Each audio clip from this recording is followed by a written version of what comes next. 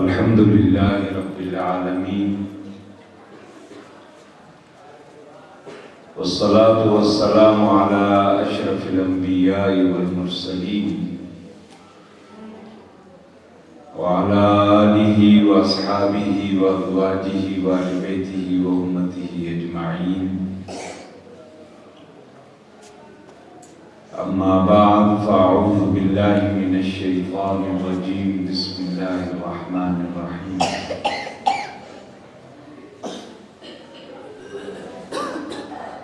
ألف لام ميم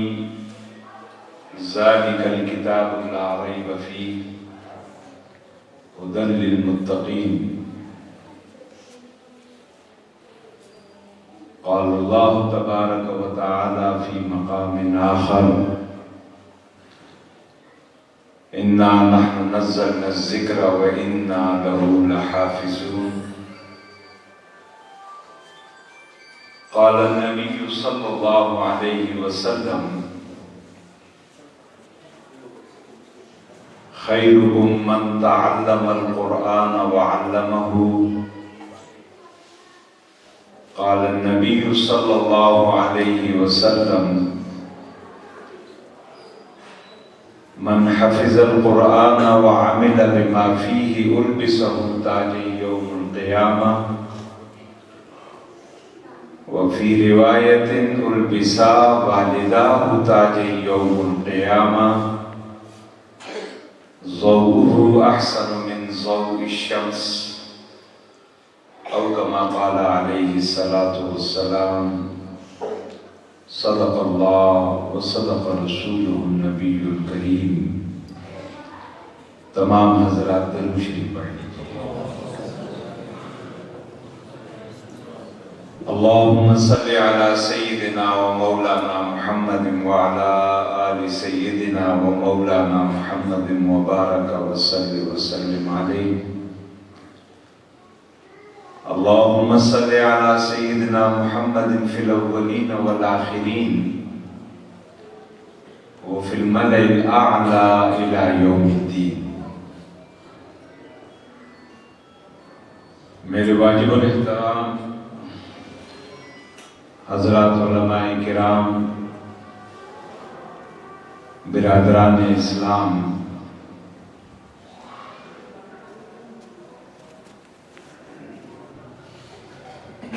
آج ہم سب یہاں پہ اپنے اکابر و اسلاف کے اس مرکز میں ان خوش قسمت طلباء کی حوصلہ افزائی کے لیے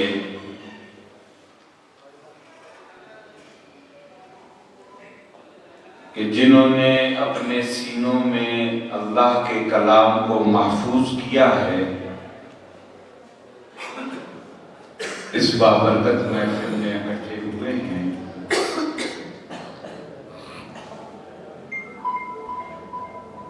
بیانات مجھ سے قبل بھی ہمارے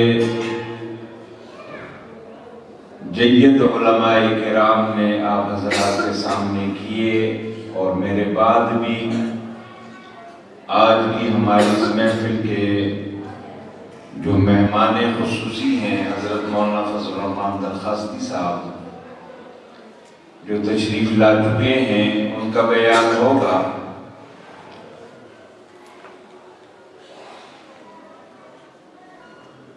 میں چند معروضات آپ حضرات کے سامنے عرض کرنے کی کوشش کروں گا. دعا ہے کہ اللہ تبارک و تعالی ہمیں سمجھنے اور عمل کرنے کی توفیق عطا فرمائے.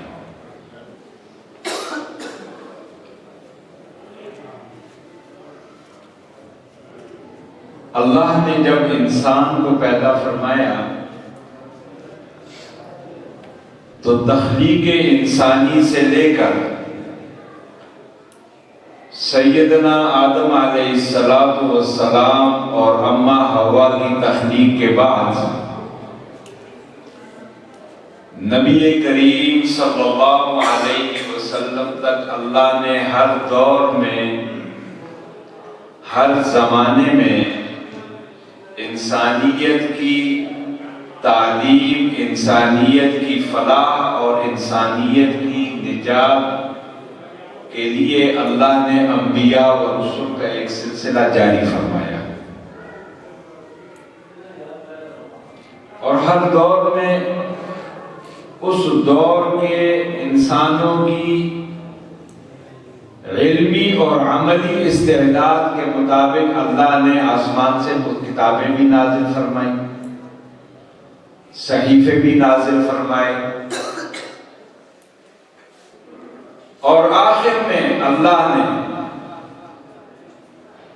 امام الانبیاء، سردار دو جہاں، شفیع المذنبین، رحمت للعالمین، محمد الرسول اللہ صلی اللہ علیہ وسلم کی جب بعثت فرمائی تو چونکہ رسول اللہ صلی اللہ علیہ وسلم ہمارا یہ ایمان ہے، عقیدہ ہے کہ رسول اللہ خاتم النبیین ہے نا؟ بولے رسول اللہ صلی اللہ علیہ وسلم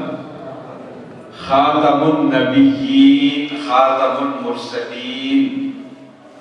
آپ کے بعد اب کوئی نیا نبی، کوئی نیا دین، کوئی نئی شریعت نہیں آئی۔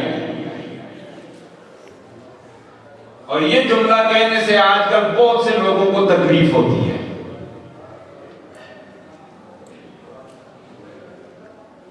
حتیٰ کہ سوشل میڈیا کے اوپر بھی اگر آپ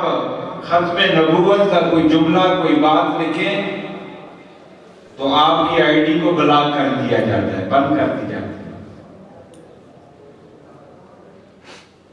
تو ہمارا یہ ایمان ہے کہ رسول اللہ صلی اللہ علیہ وسلم کیا ہے؟ خاتم النبیین ہیں۔ آپ پہ نبوت کا دروازہ، رسالت کا دروازہ بند ہو چکا ہے۔ نبوت اور رسالت کے جو سلسلہ اللہ نے سیدنا آدم علیہ السلام سے شروع فرمایا تھا، وہ چلتے چلتے چلتے چلتے چلتے آخر میں امام الانبیاء، سردار دو جہاں، شفیع المذنبین، رحمت للعالمین، محمد الرسول اللہ پہ آ کر مکمل ہو گیا۔ نوجوانوں، عقیدہ بھی سیکھو۔ آج ہمارے مسلمانوں کی سب سے بڑی کمزوری اور سب سے بڑی بدنصیبی میں کہوں گا کہ آج ہر آدمی کا یہ ذہن تو ہے کہ بھئی دنیا میں کوئی بھی کام کرنا ہے تو اس کو پہلے سیکھو۔ ایسا ہے یا نہیں؟ اگر کوئی ڈرائیور بننا چاہتا ہے تو ہم کہتے ہیں بھئی پہلے ڈرائیوری سیکھو۔ کوئی ترخان بننا چاہتا ہے تو ہم کہتے ہیں پہلے ترخانی سیکھو۔ حتیٰ کہ اگر کوئی موچی بننا چاہے تو ہم کہیں گے کہ بھئی پہلے یہ کام سیکھو کہ ٹانکا کس طرح لگانا ہے۔ لیکن دین کے ساتھ ہمارا رویہ اور سلوک یہ ہے کہ دین کے بارے میں ہمارا یہ ذہن بنا دیا گیا ہے کہ دین سیکھنے کی ضرورت نہیں، بس جو دیکھا، جس طرح دیکھا اس طرح چلنا۔ اور اسی کی وجہ سے یہ ساری خرابیاں ہمارے معاشرے میں، یہ رواجات اور یہ رسومات اور یہ بدعات، یہ جتنا بھی، یہ اسی وجہ سے ہے کہ ہم دین سیکھتے نہیں ہیں۔ جس نے جو کہہ دیا، خصوصاً اب یہ جب سے سوشل میڈیا آ گیا، اس نے تو تباہی کر دی کہ بغیر تحقیق کے، بغیر جناب من کسی ریفرنس کے، جو جاؤ میڈیا کے اوپر لے کے اور جناب من شیئر کر دو، اور اس کو پھر آگے ہزاروں لاکھوں اس کو شیئر کرتے ہیں۔ تو عرض کر رہا تھا کہ رسول اللہ صلی اللہ علیہ وسلم خاتم النبیین، آپ کے بعد اب قیامت تک نہ کوئی نئی نبوت آئے گی، نہ کوئی نئی رسالت آئے گی، نہ کوئی نیا دین آئے گا، نہ کوئی نئی شریعت آئے گی، نہ کوئی نیا قانون آئے گا، نہ کوئی نیا ضابطہ حیات آئے گا۔ اور اب قیامت تک آنے والی انسانیت کے لیے اس کی نجات، اس کی فلاح، اس کی کامیابی، اس کی کامرانی کے لیے اللہ نے اس قرآن کو اور نبی کریم صلی اللہ علیہ وسلم کی سیرت مطہرہ کو قیامت تک آنے والی انسانیت کے لیے نجات، فلاح، کامیابی کا معیار اور کسوٹی مقرر فرما دیا ہے۔ اب قیامت تک جو انسان کامیابی چاہے گا، کامرانی چاہے گا، فلاح چاہے گا، اللہ کی رضا چاہے گا، نبی علیہ السلام کی شفاعت چاہے گا، تو اس کے لیے ایک ہی راستہ ہے، اور وہ ہے محمد رسول اللہ صلی اللہ علیہ وسلم کی غلامی کا۔ اور قیامت تک اس پیغام کو پہنچانے والے، اس پیغام کو پھیلانے والے، اس پیغام کی اشاعت کرنے والے، اس کلام کی ترویج کرنے والے، اس کلام کی تبلیغ کرنے والے، چونکہ رسول اللہ کے بعد نبوت کا دروازہ بند ہو گیا، تو اب قیامت تک یہ ذمہ داری علماء امت پہ آ گئی۔ اور اس لیے نبی علیہ السلام نے ارشاد فرمایا کہ علماء امتی کا انبیاء بنی اسرائیل، کہ بنی اسرائیل کے اندر یہ تھا کہ اگر ایک نبی چلا جاتا تو اللہ اس کی جگہ دوسرا نبی بھیج دیتے تھے، لیکن اب چونکہ نبوت کا دروازہ بند ہو گیا، اب قیامت تک علماء، صلحاء، دیندار، وہ اس دین کی خدمت میں کوئی جانی طریقے سے، کوئی مالی طریقے سے، کوئی زبانی طریقے سے، کوئی عقلی طریقے سے، کوئی جناب من تحریری طریقے سے، کوئی تقریری طریقے سے، اب یہ اس امت کی ذمہ داری ہے کہ وہ اس دین کی اشاعت اور دین کی ترویج اور دین کی تبلیغ کے لیے اپنی صلاحیتوں کو بروئے کار لائے۔ اور الحمدللہ ثم الحمدللہ کہ ہمارے اکابر اور ہمارے اسلاف نے اپنی اس ذمہ داری کو، جب ہم تاریخ دیکھتے ہیں اور خصوصاً بر صغیر کی جب ہم تاریخ دیکھتے ہیں، تو ہمارے اکابر میں اور ہمارے اسلاف نے اس ذمہ داری کو، اللہ کا شکر ہے کہ 100% نہیں 200% اس کی تکمیل فرمائی ہے۔ آج آپ دیکھ لیں کہ وہ تحریک جو 1857 کی جنگ آزادی کے بعد حضرت مولانا قاسم نانوتوی رحمۃ اللہ علیہ نے دارالعلوم دیوبند کی بنیاد رکھ کر جس تحریک کا آغاز فرمایا، آج آپ دیکھ لیں کہ وہ تحریک اور علماء کی قربانیاں اور علماء کا کردار اور علماء کی ذمہ داریاں اور ان مساجد و مدارس اور منبر و محراب کا کردار، کہ آج صرف پاکستان میں آپ دیکھیں کہ یہ 70-72 سال ہو گئے پاکستان کے آزاد ہوئے، ایک ذمہ داری پینٹ پتلون والوں نے لی کہ جو آکسفورڈ کے دلدادہ تھے، جو جناب من دوسری یونیورسٹیوں کے دلدادہ تھے، ایک ذمہ داری انہوں نے لی تھی، جو سر سید احمد خان علی گڑھ سے جو سسٹم شروع ہوا تھا، اور ایک ذمہ داری علماء نے لی تھی کہ جس کا آغاز دارالعلوم دیوبند سے شروع ہوا تھا، اور دونوں کا موازنہ آپ کریں، آج یہ تو فوراً کہہ دیا جاتا ہے علماء کے اوپر، فوراً یہ الزام لگو جی یہ علماء یہ تو جائے نہیں، یہ تو جانب کی یونیورسٹیاں ہیں، لیکن حقیقت آپ دیکھیں کہ اس وقت دنیا کے اندر، دنیا میں 500 ٹاپ کی یونیورسٹیاں شمار ہوتی ہیں، 500،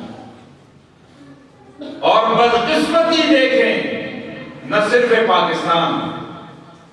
کہ پاکستان کی کوئی یونیورسٹی ایسی نہیں ہے کہ جو ان 500 یونیورسٹیوں میں جن کا شمار ہوتا ہو. نہ صرف پاکستان بلکہ پورے عالم اسلام کی کوئی ایسی یونیورسٹی نہیں ہے کہ جس کا شمار ان 500 یونیورسٹیوں میں ہوتا ہو. یہ تو ذمہ داری تھی. اور اس پاکستان کے بنانے میں بھی یاد رکھیں کہ یہ پاکستان آج ابھی یہ 23 مارچ آ رہا ہے یا اس کے بعد 14 اگست آئے گا، تو ہمارے ملک کا media, electronic media, social media Pakistan کی تاریخ کب سے بیان کرتے ہیں؟ نوجوانوں بتاؤ ذرا جی. 1900 نہیں، تاریخ کہ پاکستان کی قرارداد کب پیش ہوئی؟ 1940 میں. کہ جی 1940 کو قرارداد پاکستان، یہ لاہور کے مینار پاکستان جہاں آج بنا ہے، یہاں پہ قرارداد پاکستان پیش ہوئی اور 1947 میں پاکستان بن گیا. گویا یہ حلوے کی پلیٹ تھی کہ جو انگریز نے جناب کا نام عطا کیا. نوجوانوں، یہ پاکستان میرے اور آپ کے اکابر اور میرے اور آپ کے اسلاف کے تقریباً 190 سال کی قربانیوں کے صدقے میں بنا ہے. کتنے؟ 190 سال کی قربانیوں. اور ذرا تاریخ دیکھیں کہ 1757 میں انگریز ایسٹ انڈیا کمپنی کی صورت میں بر صغیر میں داخل ہوا. 1757 اور 1757 سے لے کے 1857 کی جنگ آزادی تک انگریز نے پورے بر صغیر پہ قبضہ کر لیا. اور 1857 کی جنگ آزادی کے بعد آج ہمارا میڈیا یہ نہیں بتلاتا کہ ایک رات میں لدھیانہ سے لے کے امبالہ تک 1500 علماء کو درختوں کے ساتھ لٹکا کر پھانسی دی گئی تھی. علماء کو دی گئی تھی. کوئی پتلون والا ٹائی والا اس میں نہیں تھا. آج ہماری تاریخ یہ نہیں بتلاتی ہے کہ ہزاروں علماء کو ابلتے ہوئے تیل کے کڑاہوں میں ڈال کر ان کو شہید کیا گیا. آج ہماری تاریخ یہ نہیں بتلاتی. تو یہ پاکستان بنایا بھی علماء نے ہے اور انشاءاللہ اس کی حفاظت بھی علماء کر رہے ہیں اور اس کے جغرافیے اور نظریے دونوں کی حفاظت انشاءاللہ علماء ہی کریں گے.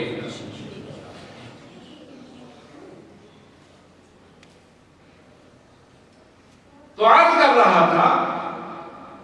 کہ آج ہمارا میڈیا یہ نہیں بتاتا. وہ تو کہتے ہیں 1940 کو قرارداد پیش ہوئی اور 1947 کو پاکستان بن گیا. یہ 7 سال کی قرارداد میں یہ نہیں بنا، یہ 190 سال، 1757 سے 1857 تک 100 سال اور 1857 سے 1947 تک 90 سال. یہ 190 سال کی قربانیاں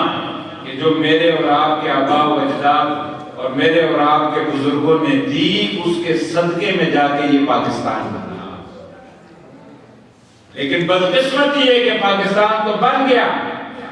اور پاکستان بنایا کس بنیاد پہ تھا؟ اس وقت نعرہ کیا دیا گیا تھا؟ پاکستان کا مطلب کیا؟ لا الہ الا اللہ محمد رسول اللہ. اور اس وقت نعرہ دیا گیا تھا کہ پاکستان 2 قومی نظریے کی بنیاد پہ بنے گا بھائی، کہ ہندو علیحدہ قوم ہے، مسلم علیحدہ قوم ہے.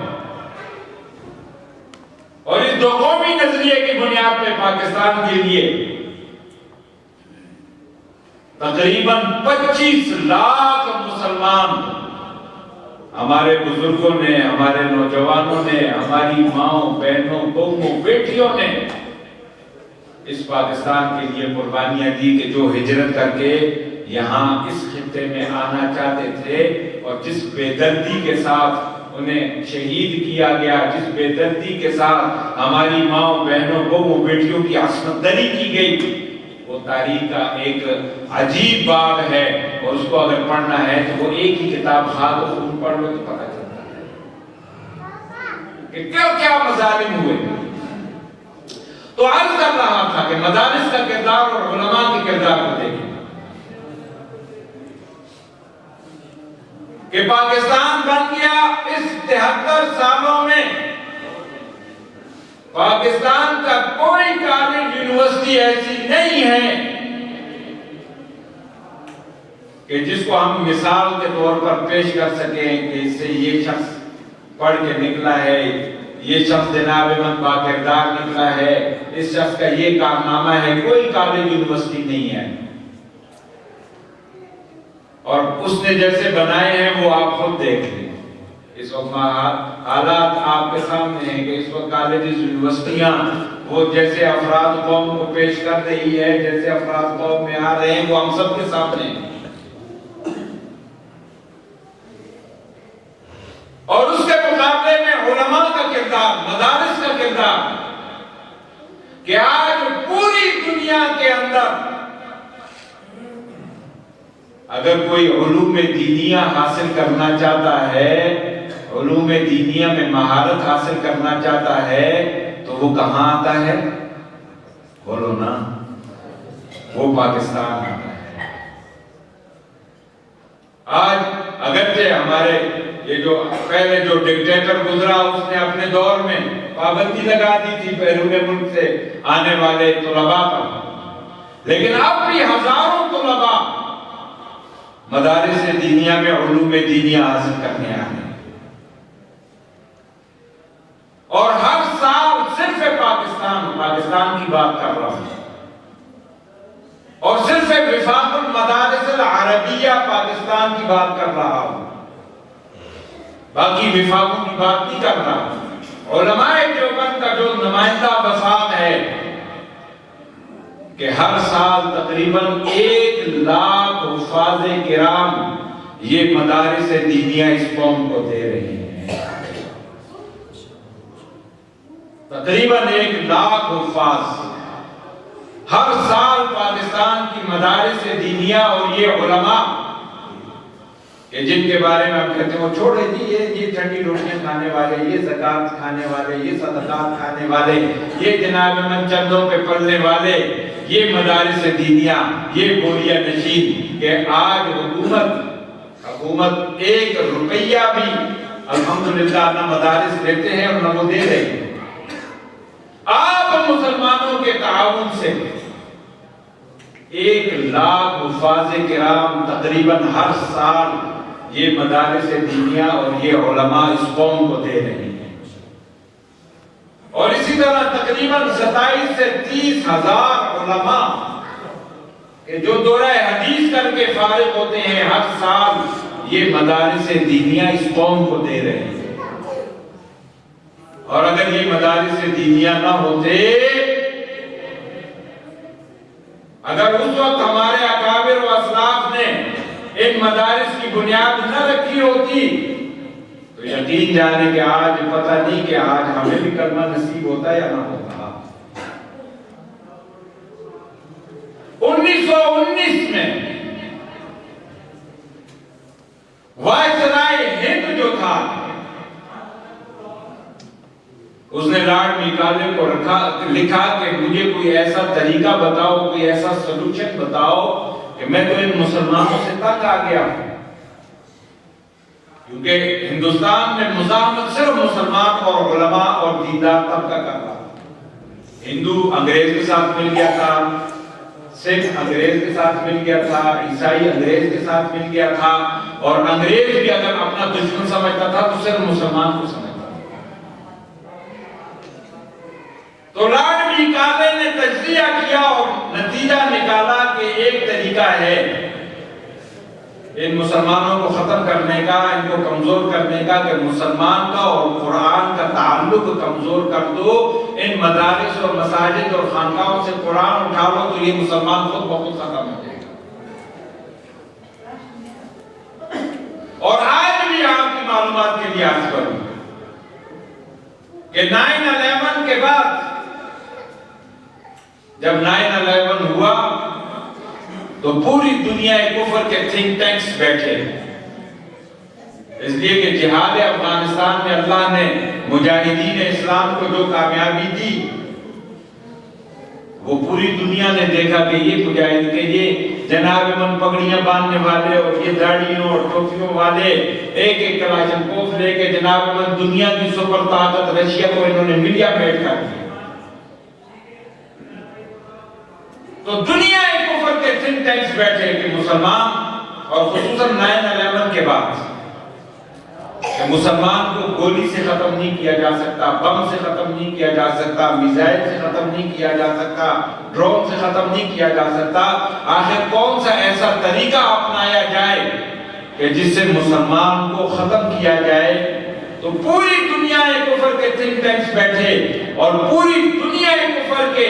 جتنا بڑا جماعت والے لوگ تھے انہوں نے اپنی اپنی حکومتوں کو ایک ہی رپورٹ دی، اور وہ رپورٹ یہ دی کہ مسلمان کا تعلق قرآن سے کمزور کر دو، مسلمان کا تعلق محمد الرسول اللہ سے کمزور کر دو، مسلمان کے دل میں صحابہ کرام ازواج مطہرات و اہل بیت کے لیے وساوس و خدشات پیدا کر دو، مسلمان کے دل میں علماء کی نفرت پیدا کر دو، منبر و محراب کی نفرت پیدا کر دو، مسجد و مدرسے کی نفرت پیدا کر دو، تحقیر پیدا کر دو، تو پھر مسلمان کو گولی مارنے کی ضرورت نہیں ہے، مسلمان خود بہت ختم ہو جائے گا.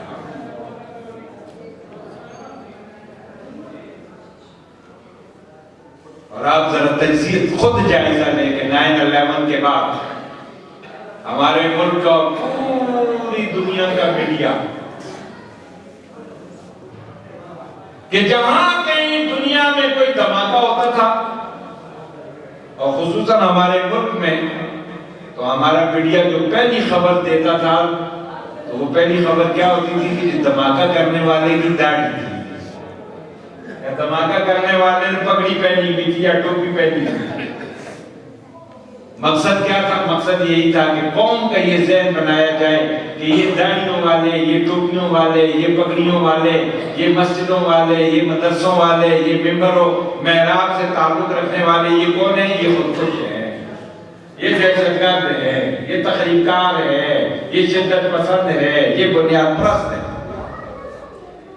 یہ ایک ذہن دیا گیا قوم کو، یہ ذہن سازی کی گئی قوم کی، اور اس کا نتیجہ آج آپ دیکھیں کہ آج علماء کی تحقیر، علماء کی توہین، علماء کے بارے میں جناب نازیبا جملے، نازیبا کلمات سوشل میڈیا پہ کس طرح دیدہ دلیری کے ساتھ لکھے اور پڑھے جاتے ہیں کہ اس کا آج سے 15-20 سال پہلے کوئی تصور بھی نہیں کیا کر سکتا. اس لیے میرے عزیزوں، میرے نوجوانوں، اور ایک اور ذہن دیا گیا قوم کو، نوجوانوں کو، اور وہ ذہن یہ دیا گیا کہ جی ہم تو علماء کو مانتے ہیں. کن علماء کو مانتے ہیں؟ اور جی کہ جو سیاست میں حصہ میں لے، ہم ان علماء کو مانتے ہیں، سیاسی علماء کو ہم نہیں مانتے. یاد رکھیں علماء انبیاء کے وارث ہیں، اور جس طرح جو عالم منبر و محراب کا وارث ہے، جو مسجد میں نماز پڑھاتا ہے، یا جو عالم بخاری پڑھاتا ہے، ترمذی پڑھاتا ہے، مسلم پڑھاتا ہے، یا جو عالم خانقاہ میں بیٹھ کے اللہ اللہ کرواتا ہے، جس طرح وہ نبی کا وارث ہے، رب کعبہ کی قسم کہ آج کے اس دور میں ان باطل طاقتوں کے سامنے سینہ ٹھوک کر جو کھڑا ہوتا ہے، جو سیاست میں حصہ لیتا ہے، وہ بھی نبی کا وارث ہے. نعرہ تکبیر، شان محمد مصطفیٰ زندہ باد. آج کہتے ہم سیاسی مولوی کو نہیں مانتے، سیاسی مولوی، اور یہ اس لیے کہہ رہے ہیں کہ دنیا کفر آج اسمبلیوں کے اندر ان کا سب سے بڑا پروگرام یہی ہے کہ اسمبلیوں سے ان داڑھی ٹوپی والوں کو نکال دو. اور یہ ذہن کون دے رہا ہے؟ یہ قادیانی دے رہے ہیں. نوجوانوں، یہ قادیانیوں کا پروپیگنڈا ہے، یہ یہودیوں کا پروپیگنڈا ہے. کیونکہ قادیانیت کو سب سے بڑی ضرب لگانے والے وہ ہمارے اکابر اور ہمارے بزرگ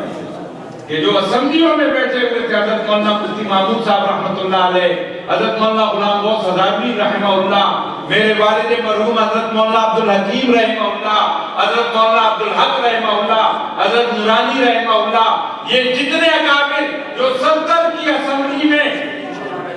ممبرز تھے، اور جب قادیانیت کا مسئلہ اسمبلی میں آیا